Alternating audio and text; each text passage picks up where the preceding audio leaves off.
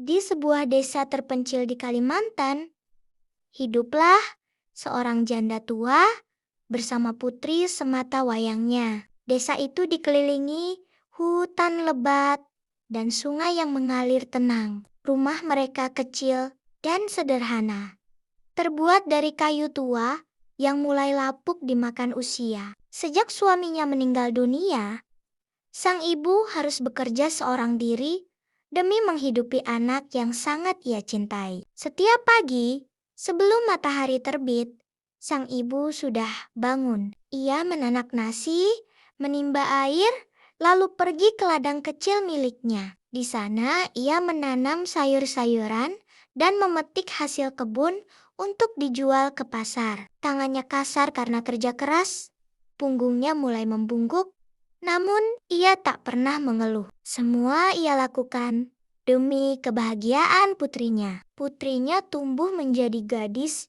yang sangat cantik. Kulitnya halus, rambutnya panjang dan hitam berkilau.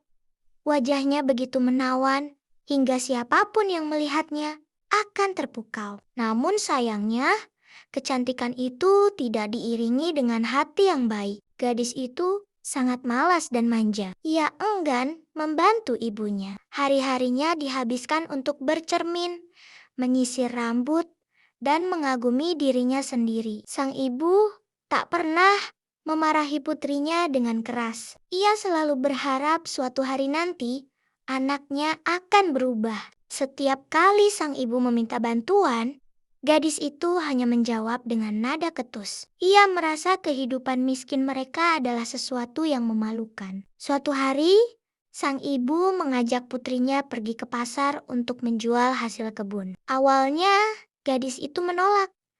Tetapi karena ingin bergelan-gelan dan dipuji orang-orang, ia akhirnya mau ikut. Sang ibu mengenakan pakaian lamanya yang sederhana, sementara putrinya berdandan cantik dengan pakaian terbaik yang ia miliki. Mereka berjalan menyusuri jalan desa. Orang-orang yang berpapasan tak henti-hentinya memuji kecantikan sang gadis. Ia berjalan dengan dagu terangkat tinggi, merasa bangga menjadi pusat perhatian. Sementara itu, sang ibu berjalan di belakang sambil memanggul keranjang berat berisi sayuran. Tiba-tiba seseorang bertanya kepada gadis itu, "Wahai gadis cantik, siapakah wanita tua yang berjalan di belakangmu itu?" Gadis itu terdiam sesaat. Ia merasa malu mengakui bahwa wanita tua berpakaian lusuh itu adalah ibunya. Dengan nada ringan namun penuh kesombongan,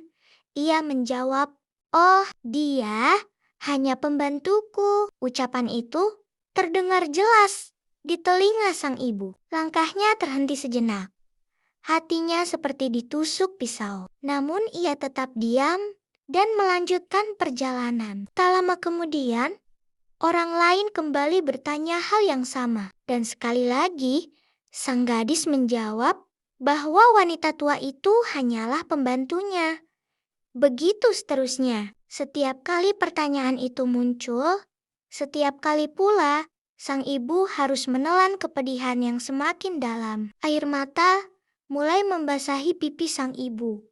Namun, ia menyekanya diam-diam agar tak terlihat. Ia tak menyangka anak yang dibesarkannya dengan penuh cinta tega menyangkal hubungan darah mereka hanya karena malu pada kemiskinan. Saat mereka hampir sampai di pasar, penghinaan itu terulang kembali. Kali ini suara gadis itu terdengar lebih keras, seakan ia ingin semua orang mendengarnya. Hati sang ibu benar-benar hancur. Kesedihan yang ia tahan sejak tadi tak lagi mampu dibendung. Langit yang semula cerah perlahan berubah mendung. Angin berhembus lebih kencang dari biasanya. Daun-daun berguguran dan suasana menjadi sunyi mencekam.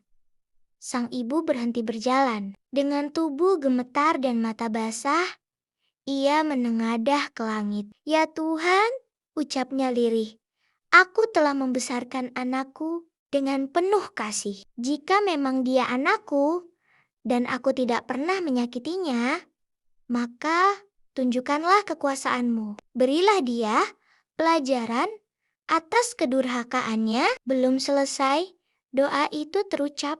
Suara gemuruh terdengar dari langit. Petir menyambar dengan keras, membuat orang-orang di sekitar berteriak ketakutan. Sang gadis terkejut dan mencoba berlari. Tetapi tiba-tiba kakinya terasa berat. Ia melihat ke bawah dan menjerit. Kedua kakinya perlahan berubah menjadi batu. Warna kulitnya mengeras, retakan-retakan muncul seperti pahatan kasar. Gadis itu menangis histeris dan memanggil ibunya. Ibu, ibu, tolong aku.